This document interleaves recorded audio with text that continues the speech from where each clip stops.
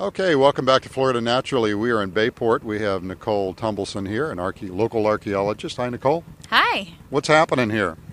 Well, we have a project here going at Bayport. I work for the Florida Public Archaeology Network, and I'm also a maritime archaeologist and the outreach coordinator at the network. And we were approached by a local historic preservation society over in Brooksville to help them out to preserve some shipwrecks that they believed were out here at Bayport. And so what we agreed to do was to go out and do a survey and see if we could locate these shipwreck sites and try to get as much information as we could so that they could be protected. Tell us some things that you've found. I mean, maybe you haven't actually identified them yet, but you've found some interesting little artifacts.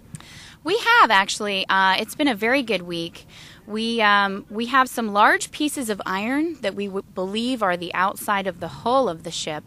They actually have holes in them where some of the wooden beams would have gone through and been used to support the paddle wheel box because allegedly, at least according to the official records of the Union and Confederate navies during the Civil War, in September of 1863, the Union blockading ships found a 200-foot-long sidewheel steamer here at Bayport, and it was a blockade runner.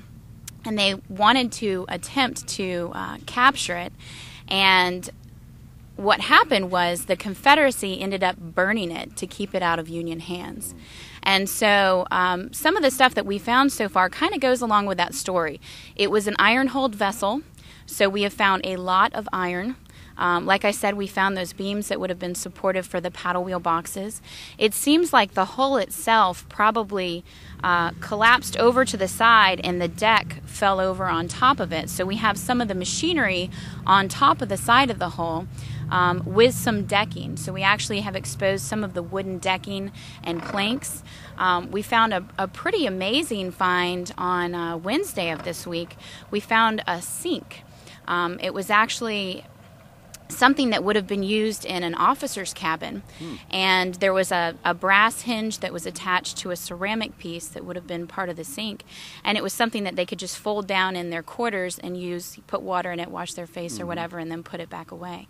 And then we found a lot of machinery pieces to go along with that. So it seems like, I'm not going to say absolutely that this is the Confederate blockade runner that we're looking for, but everything seems to point in that direction. All right.